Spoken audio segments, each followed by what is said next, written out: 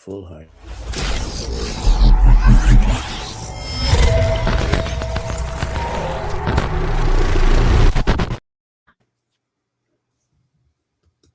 Hey, everyone.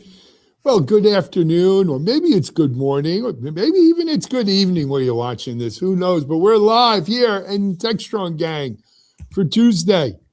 Got a lot to talk about. As always, there's no lack of AI stories. There's the doom and gloom of everything we know is ending. Is security over? Is coding over? Is anything in front of a screen over? Robots fighting was last week. I don't know. What do we got this week? We've got a lot of good stuff. Let me introduce you to our gang for the week. We've got Sid Nag, Chris Blask, not for the week, for the day, excuse me. Sid Nag, Chris Blask, Kate Scarcella, Mitch Ashley, and the man up in the high castle, Mike Vizard, high in snow, actually, right now, I'm sure. Actually, Kate, you probably got a decent amount too, huh? I did, yes. They're saying this might be the biggest blizzard up there since when, 1978 or something like that? And I want you to know I shoveled. Did you? I did. Good for you. Good Thank for you. You know, my son, who is a Boca boy and lives up in Boston now, had to do his first snow shoveling this week. He was very excited. He was very excited to do it. I said, Lan, it gets old quick, man. Yeah, Don't be too excited. I want to let you know that I watched the guys that I paid to plow the driveway. Yeah, absolutely. Supervised. Well, you know, you get of an age. Well, moving from the snow apocalypse to the SaaS apocalypse and everything else that AI is wreaking on our world. Mike, we've got a lot going on. First of all, increasingly, the tech bros are realizing where their bread is buttered. And that's right over in Washington, D.C., and they keep throwing a lot of pork barrel over there. Yeah, things are getting surreal almost. So there's a big conference in India, and 88 nations said they were going to back market growth. And I guess they didn't mention much about AI safety while they were talking about it. And then it got more interesting with Sam Altman saying that, well, all these concerns about water and data centers is, well, fake news, and therefore not really an issue. And then it gets even better with Meta is throwing money at states and political campaigns in the states to convince everybody that, well, data centers are good for you. Of course, not everybody's buying that, and some Democratic senators are now like maybe rethinking their political positions as it applies to data centers because, well, they're now saying, well, maybe we'll reconsider this issue after initially lending their support for it. Things are a little bit crazy. Chris, hey, what's your take on what all of this means? Well, may we live in interesting times, right? So, you know, we're at one of these fascinating transitional periods that for old folks like me, remember the internet, you know, the rise of all that, but like so many other things, it compressed in time. You know, back then, you know, the stakes weren't as high, the dollars weren't as large, and the speed wasn't as fast. And right now, we're in a space where we're trying to figure out who sets the rules, who pays the costs, who captures the upside, and who to even define safe, right? So as you say in that list, let me break that down if I can keep them all in my context window at the same time. We have folks on, let's just say, two sides. We're going to regulate this thing, or we'll just let it explode and see what happens. And that's, you know, the first point. Sam Altman and water and so forth, you know, this is narrative management, you know, by an actor in the space who's just trying to defuse things. Not particularly well, I would think. It depends who you're speaking to. Well, he's got a marketing team. I'll let them worry about that.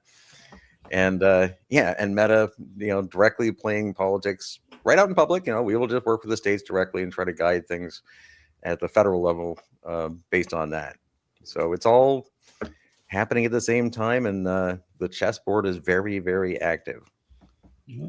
The one thing I would say, though, is it seems like the average person is starting to become more aware of these AI issues, and you see them talking about it more in their communities. They're showing up for meetings. They're concerned about not just the water, but the noise level, property values, and all kinds of things. So, Alan, do you think that there is going to be this kind of pushback from the people level versus all this money being poured in from these what amounts to corporate PACs.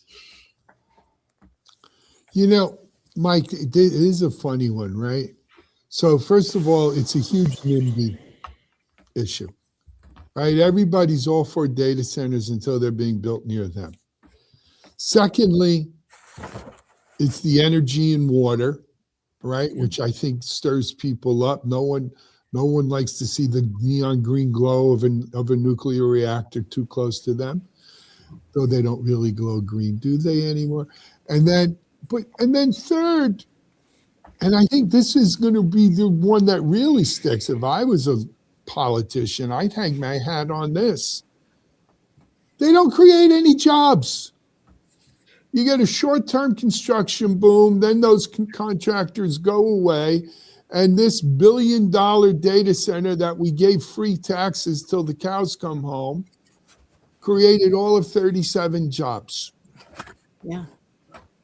And, if I'm going to spend my tax deferments, I'd rather give it to companies that are going to create jobs. And I think that's what you hang your hat on here. Now, Sam Altman, shame on him. He's denying climate change, right? And everything else. I guess that's popular these days, is to deny science. But, at the end of the day, remember what Bill Clinton and his people said. It's about the economy, stupid. It's about the jobs. $1 billion tax haven that creates no jobs is $1 billion tax haven that creates no jobs. And the only people getting rich on it are the tech bro billionaires. And that don't play so good in Ohio and Abilene, Texas, and these other places where they're building these data centers. Alan, I think one other thing is we're seeing more and more kind of generally visible reports about no screen-facing jobs, white-collar jobs are going to be needed anymore. Kids and entry-level jobs, which of course, as a parent, raises, what about my kids? Am I creating this future? What are they going to have? And then, of course, the effect on ourselves or individuals. I think it's that succession of continuous news reports talking about it is finally catching up in the psyche of what's happening in the public, and that's got to foment some unrest about what we're doing with AI. Yeah. Well, you touched on the awareness curve, right? And as I said in my first comment, this is like the internet days but compressed, right? And those of us remember all the public service announcements. I like to joke about this, but in the 90s, when people were realizing that families are getting on the internet, there would be these PSAs all over television saying, parents, should you be as irresponsible as to allow the internet into your house? Only have one computer in a brightly lit room, and don't let your children near it without the supervision of at least 12 adults working in a consortium. And that same anxiety is that, oh my God, the internet's going to destroy everything and our children and whatnot. And we come to learn that yes, it is complicated. Yes, there are risks. However, they're not exactly what we're thinking. And I think in this last year, I think, Alan, with your point, I think the public actually has advanced in their understanding of the complexity of this and the risks. And Mitch, right? It may be that a lot of jobs go away. All of them? Is that possible? Is it a thing? I don't know. But I think the conversation is developing rapidly as well. And that's probably a good sign. Yeah, I think Sam Altman denying the whole impact to the sustainability narrative was interesting to me. I think that's pretty weird. I think the AI industry is shifting from, on this topic anyway, from defensive explanation to narrative control, right? Like, how do I control the narrative where I'm going to build the massive mega data centers, which is going to ruin the environment, but I don't want the conversation to shift there, because in their minds, I mean, we're talking politics, the libs are going to talk about, sustainability and climate change and all that. I want to quickly shift the conversation elsewhere, right? So it's becoming a very defensive sort of posture, if you will. And then, if I may shift the conversation to the India summit, I don't know, I think that was one of your topics that you wanted to talk about, Mike. So I thought that was a very interesting discussion as well, where, 88 nations back market expansion over any sort of guardrails. Since we're talking about sustainability, I mean, that's sort of part of the guardrail narrative, right? So it seems like nobody wants to talk about safety rules anymore as it pertains to AI, right? It's about how do we expand, expand, and expand.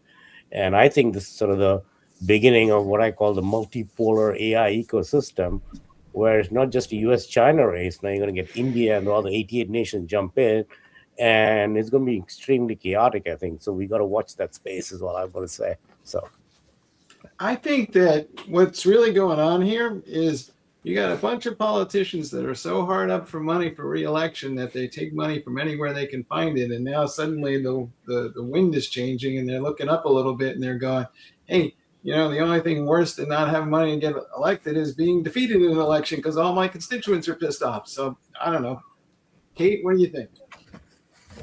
No, I agree totally with what you're saying, until, as we've talked about NIMBY before, right? Not in my backyard. All of a sudden this becomes important. I think one of the things that really bothers me about this whole conversation, and something that I often bring up is, okay, we've been here before, with oil monopolies and, industrial expansion and railroad consolidation. And I think, when do we learn? I mean, when do we learn? Because what happens is that we actually see an impact, and then all of a sudden more people wake up. I mean, yes, people are getting involved in this conversation. And as we've seen, as Alan pointed out, what did you say, like 35 jobs or something? I mean, something ridiculous, that just doesn't equal out what we're seeing. But I hate that we as consumers continue to pay for, what happened to free market? What happened to actual capitalism and all these things? I mean, we are always bearing the brunt of this, I think. And whether it's ecological speaking or whether it's financially speaking, it keeps hitting us. And it's not right, so we pay for it, not only with our tax dollars, but also, with our rivers being corrupted, and other things. So that's what Welcome to the oligarchy. I'm sorry. Go ahead, Chris. In a recent show, Kate, you used the analogy of industrialization, right? And where you grew up and the timing, time you lived through. I mean, Lake Erie caught on fire when I was a kid, right? And I'm very aware of the risks of all these technologies and more risk. I'm a kind of a risk person, but I have a reasonable amount of optimism in this. Because just as we did with industrialization, in a world, got to remember, where each of us as individuals got our information from newspapers, right, and one of three channels at 7 p.m. Yes. Among the reasons the conversation is accelerating is because everyone has access to more information. Everyone, people all over the world, not just showing up on shows like this, not with jobs like ours, has access to AI and can ask just regular questions, say, this is going on, what's this?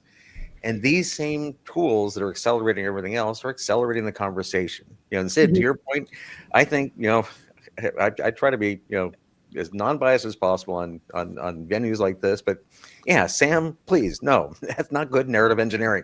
You can't just throw something out there in the public anymore and expect that to last, because people aren't stupid. And, I think this loops back to and capitalism, Kate, right? This is, I think that, and I said, internationally, right? What's happening in the States, the regulations there, very important. However, this is happening global, and bad decisions will, in a relatively, sane world, not play out well over the long term. So I think our solutions will win in the end. There's the phenomena that individuals, sorry, Mike, go ahead. Alan, are you going to think twice about kicking off a prompt because of what AI might do to the environment? And, is this going to factor into your usage of AI? Me? Mm-hmm. You. Nah. Short answer, no. Well, but here's the thing though. Are people going to get into the mindset we're going to say, like some people say, I'm not going to buy from Amazon anymore because of following reasons, right? are you going to see boycotts of ChatGPT and Gemini, right, from the public? Cancel culture for Cancel AI. culture, Is that yeah. what you're talking about? That's what I'm talking about. Right? Is that There the has next been a thing? movement. There has been a movement. I don't think it's, it's being talked about. It's not catching on, right? And I think we are the worst, because with all this being So said, I'm not canceling let AI. me play Grinch here. You guys are smoking your socks. 88 countries in New Delhi just voted with their pocketbooks. They don't even want to put security on these things, on this. They don't care. Look, we live, I have joked about oligarchy, but I'm not joking. We live, unfortunately, not in an era of, let's say, shall we say, good government. Yeah. Where the Teddy Roosevelt reformers were carrying the big sticks and cleaning up and busting the trust and the robber barons and stuff.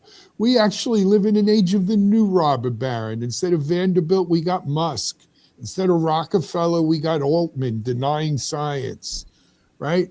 Until we have the political will, and it's not just in the US because this is now a global issue, until we have the political will globally to bust up the tech bros, to bust up this oligarchy cronyism that we live under, stuff's not changing, guys. It's not changing. Alan, I think one of the consequences, to bring up another topic, is globalization. We used to live in a world where if something affected the factory down the other side of town and the workers that are going to work there, okay, that affects my community. That's local. I can see that. If something's affecting my taxes, but I don't see it for a year or two, okay, that's delayed impact, right? So I don't necessarily care about it until it hits me. Once the data center's built in my backyard, they're back there doing site inspection and measuring out where to build the thing, then I care about it. That's the problem, is that as individuals, unless it affects us, it's hard for people to step forward and really make a big case of it. Even the boycott movements are always really small. I mean, very rare that it's something very big. So I'm not unless it's going to be, society is rebelling against AI. I don't see that. On the other end of the spectrum, you have, fair markets is as long as I can make as much money as I want to, however I want to. That's a fair market. That's the world we live in, from the investor and from the tech bros or people with lots of money. And then now you're negotiating with, okay, well, what happens when you run into those roadblocks and obstacles, and which side of the politics do you play? So I just don't see that there's going to be a public movement that's going to stop any of this. Not anytime soon. Yeah, I think the tech bros have realized that they've done what they need to do at the federal level, and they've done all the sucking up and got their way there. Now they're moving their focus from federal to state levels. You see $65 million that Meta committed to state level influence and elections. And then on the other side of the globe is they're also focused. Sam Altman was a big personality, the India summit. They're trying to influence the global stage as well. So done with the US federal level influencing, now they're moving to the US state level. And on the other end, they're moving to the global level influencing of the other countries beyond US and China. So it'll be very interesting how these things all converge, and the tech bros are definitely at it. There's no doubt about it. Yeah. Yeah. And if the EU tries to do anything, people will just have to get their internet through freedom.gov. I think the mistake we're making here. I think this is all going to play out at the ballot box, and to quote the immortal Patti Smith, people have the power. We'll see. Well, I think the mistake we're making, though, is the way each of these is framed is going to be regulation or wide open west. It's going to be this, or it's going to be 0 or 1. I think there's a lot more complicated answers to this. More nuanced. Simplistic. Yeah. Good point. Yeah. Excellent, Chris. All right. Hey, we went way long on this, guys. We got to boogie into our next segment here. And we'll stick on AI. It's the AI agent identity crisis. Yeah. It's not I think and therefore I am. Or maybe they don't think. I think we discussed this. Mike, what's this one on? I'm not sure we're at the point of a full-blown crisis, but it's coming. And part of the issue is that we already have a hard time managing identity of humans. And also we have non-human identities that come in the form of machines and applications and software components. And now we're adding to this mix with AI agents, which some of us are not quite entirely sure if this is a new type of identity or do they just inherit our human identities or some mix of the both or hybrids. But it seems like for every one human, we might soon have 50 additional AI agents that have identities of their own and all of which need to be managed. And it doesn't seem like the cybersecurity crowd is prepared for this. Kate, I know you've been writing about this and thinking about it. So what's your take on what's going on here? I have. And let me just say from a cybersecurity perspective that we did not plan when we were building identity and access management systems, in which we've been doing for way over 2 decades now, for AI agents to be a part of this design model, right? I mean, so the problem that, let me just start, I'm going to first blame the DevOps people for creating system IDs that are persistent. Let me just put it out there. So, Mitch, okay. But I knew I didn't know you were going to hit me up front. Thanks, Kate. But at least we got it over with. Yeah, I did. And I'll do seriousness. I mean, we built identity systems with a human actor, login events, scoped credentials, session boundaries, eventual logout. But now we're not getting that logout, right? Because it's just being these chained actions across environments. So, I have written about what are we going to do, from discovery gaps to ownership and ambiguity. I mean, it is in life cycle confusion. I mean, this is like a cybersecurity nightmare.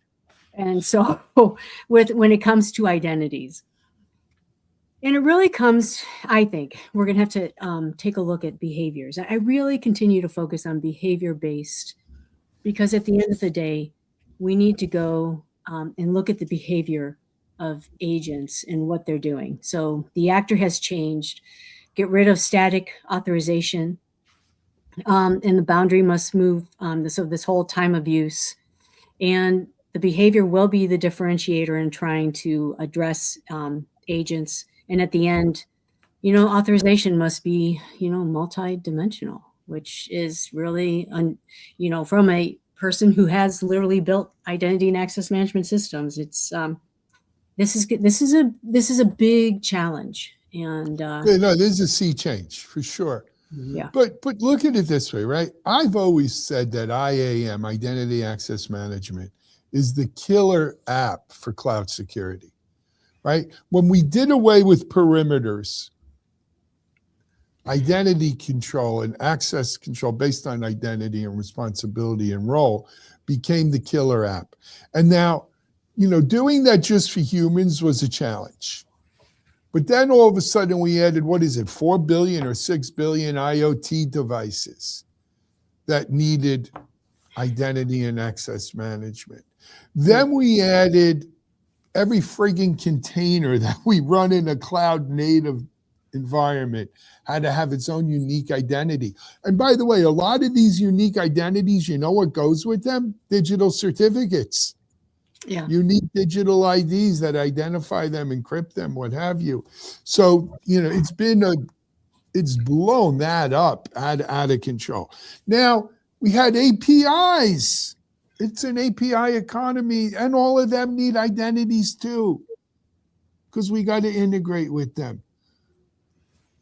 But wait, let's put another straw on this camel's back. Let's give every AI agent a unique identity because, of course, they need it too. So now we're up to, I don't know, we're going to run out of IP6 addresses at this rate, right, with all these identities. And so, Kate, to your point, is identity the right paradigm anymore? Do we go to time series databases and we do things, based upon time zones or instances? Yeah. Do we need to just rethink our whole IAM backbone as the killer app for cloud security and access. And I think we need to. And the reason why is because when you continue to do something that's not working, I mean, as we know, It's this the is definition of insanity. Mhm. And so from a cybersecurity point of view, this is really a definition of insanity, because this is not the right path. Do we need to secure identities? Yes, but it's more about I think it's more about the behavior of these identities that is going to become more important on how we deal with them. So, Yeah, so before you go into even securing these identities, I mean, Alan, you talked about IoT, right? The proliferation explosion of IoT devices, and I'm reminded of this whole notion of tagging and the tag registry, right? I mean, if you look at this article that Mike you sent, 23% of organizations have a formal strategy for managing AI agent identities. Only 23%. So think about the chaotic situation that's going on, right? So I think we're entering a phase where AI agents are operating inside enterprises faster than security and governance models can evolve, right? So that goes back. I might suggest that 23% of those people who said that are probably somewhat delusional, but what do I know? yeah. Well, maybe it's less, right? So it goes back to the conversation we had last week on like Chris and I talked about it briefly. It's about the whole notion of observability, right? So the observability of identity becomes super critical, right? As critical, maybe even more than observability of systems in this context. So that, I think, is an interesting angle that we ought to explore, right? I couldn't love this whole topic more. I mean, there isn't anything more directly to my daily, hourly life these days, right? Because on every angle. So we need AIs that have identities that we can track over time, so we can see what the heck they do, so we can see whether we trust them or not.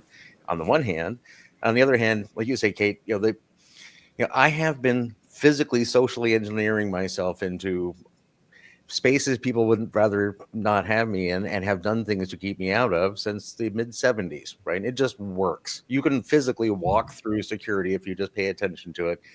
And now we have agents, who will do that at the speed of light, right? And it's showing us flaws in our security practices. And I can't say this enough. I said it a million times on this show. We take a big number. Hey, I've got a big number. Therefore, I'm Mitch Ashley, and I'm authorized total access to all the things going on in blood. No, that's not how I let Mitch Ashley into a secure location. He's like, who are you? Do you look like Mitch? Are you acting like Mitch? Are you behaving like Mitch? Have you behaved like Mitch over time? But we'll let some automated system or some human remotely, because they have a really big number, they must be Chris Blask. That's not how anything ever worked. So I just popcorn and coffee. Well, that depends on if you're talking about teenage Mitch or 50-year-old Mitch, but that's a different. But it's crazier than that, because when you think about it, like if I give a human access to something, and most of the time they're responsible people you can trust, they're only going to go access the things that they're supposed to go access, or the things that they're interested in, even if they are over permission. Okay, I gotta jump in. I'm gonna burst if I don't jump in. Hold on, just a minute. Hold on, everyone's talking at once. Mitch, hold on. We're going to give the gentleman from Colorado 2 minutes. You all are thinking about it totally wrong. The sea change has happened. What's different is nothing can be static anymore. Kate, to your point, all of our processes are built on, I know what this is, I make these rules, I apply them. Okay, now that's how things operate. That's not how AI operates. AI operates in a changing fabric all the time. It can be changing while it's being developed, as well as while it's executing. So I think we have to look at how things happen in real time. Think of it as going from, here you go, we're Star Trek Wrath of Khan. We're going from two-dimensional thinking, like Khan has, to Captain Kirk, who thinks about things in 3 dimensions, right? It has to be continuous runtime. Same for observability, Sid. Has to be built in a 3-dimensional capacity, not in a static, I define it then, and it flows through, because those agents are going to change.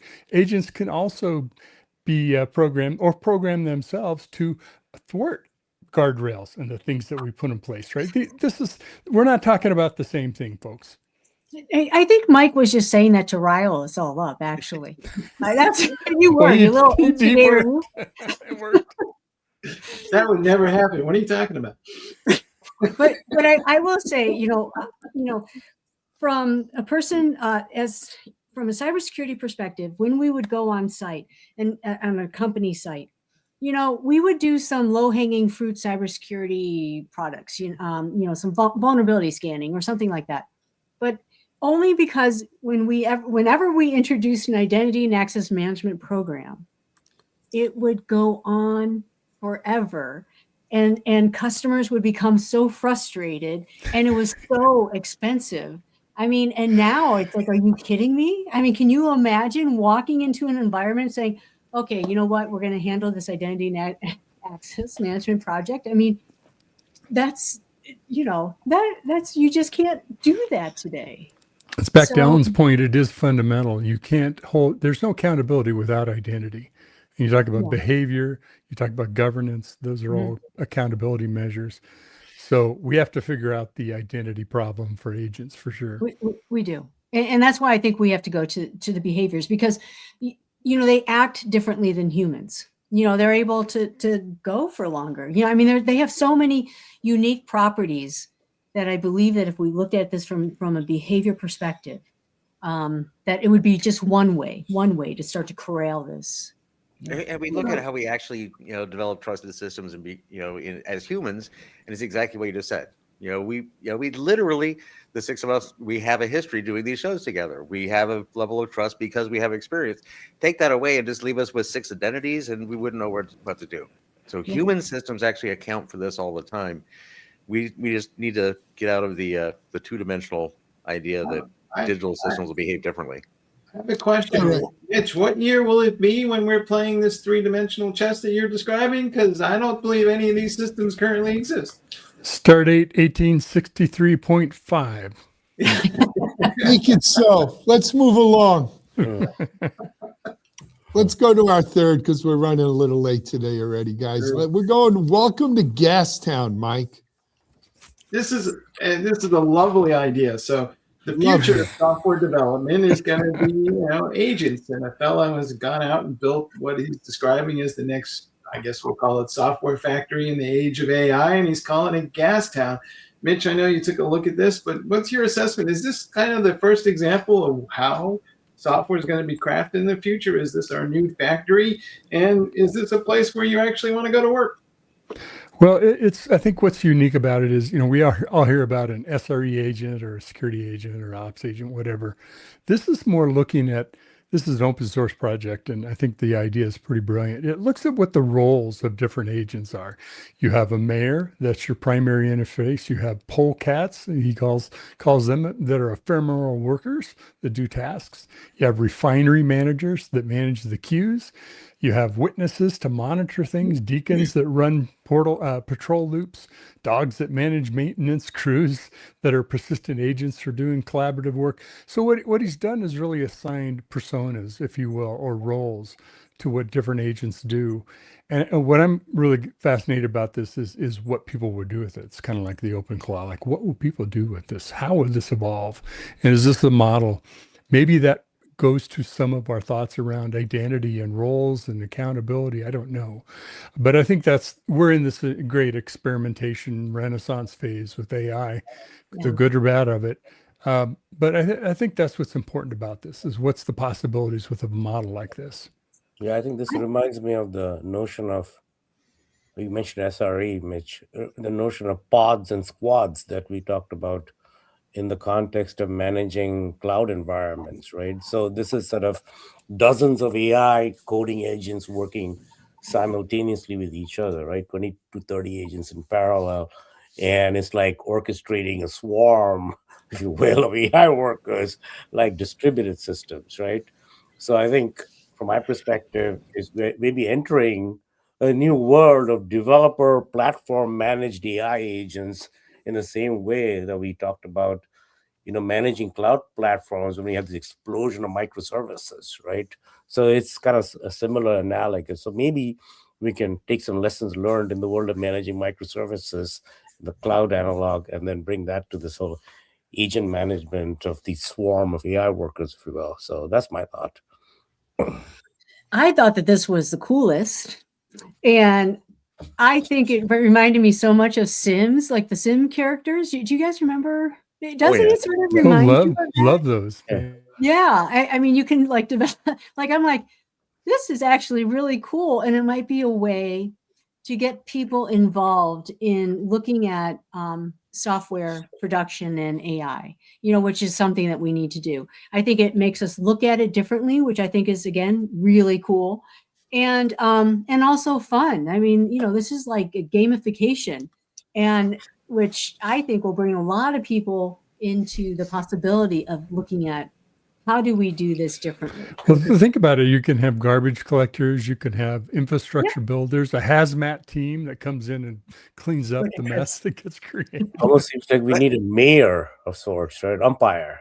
I mean, I don't know what He has the mayor in this. Yeah, That's yeah. the UI. Yeah. So what This is happened? exactly right, and the response of all three of you is the thing. This is something people can really relate to. Like Mitch said it right at the beginning, right? And with Maltbook and this now, and look, this is what we do this all the time, right? And I, we're at this point where people are just trying to get their heads around it, like we're talking about earlier in the show, right? So you have an AI or you have a node or whatever you want to call it. How do you have a bunch of AIs, agents talking to each other? And I think it's the same stuff I'm always ranting about. It's like if it was a human system, like you guys are saying, you would have roles. Now, maybe they're not exactly human roles, but I can tell you that, if I'm talking to an AI that I built, there's a group of agents below it. They're doing a bunch of things because, drift and so forth and different, capabilities. So you don't trust a single AI to do things. You put teams together and they do things. And they're not humans, but they're really good at what they do. Who watches the watcher? So wait, will AI agents get together and argue with the mayor and then overthrow the mayor? Will they unionize? I mean, I've already seen these No, AI. you have- I mean, You this have- is you have- going you on have in an answer to Norfolk that. right now. You have, But that's a an local answer to that. issue. That's the canon. That's the canon of whoever, you set up that group, you set up the rules. But this is the Yeah, don't dynamics. do it yourself. You have a automated system like Kubernetes do it, so you don't have to blame individuals, humans anymore, right? But here's the real point to this. Will they do those things? Yeah, because I think it's just the natural evolution, the natural course of development, if you will, as these, call them personalities or whatever you want. But do not confuse that with human intelligence. And that was the point of a couple articles I wrote at the end of last week, beginning of this week. Just because they kind of mimic or these behaviors come out in the natural interaction of these bots, of these agents, does not mean that their intelligence, and the next John Locke and Rousseau are going to talk about the Wolfman and the whatever the thing is. They're not Immanuel Kant saying I think and therefore I am. They're just bots. I can't help but think about the Matrix. I think this sounds like the Matrix, and we will all be batteries for the Matrix. But that's essentially what they're simulating a society, right? Until you have AGI, and then you're done. Go ahead. I got to push back on all this because again, it's we're going through this Frankenstein, Mary Shelley, fear-based Hollywood thing, and there's edge scenarios where we all, and nanotechnology is going to turn us into gray goo, whatever, right? But just the way we need to think about the way we talk about this, because intelligence and think and believe and know and feel, these are a bunch of English words that if you look them up don't have definitions, frankly, right? Consciousness, we don't actually, I think I know because I believe this, so I understand, right? There's no logic in that sentence, except that we all agree that it makes sense.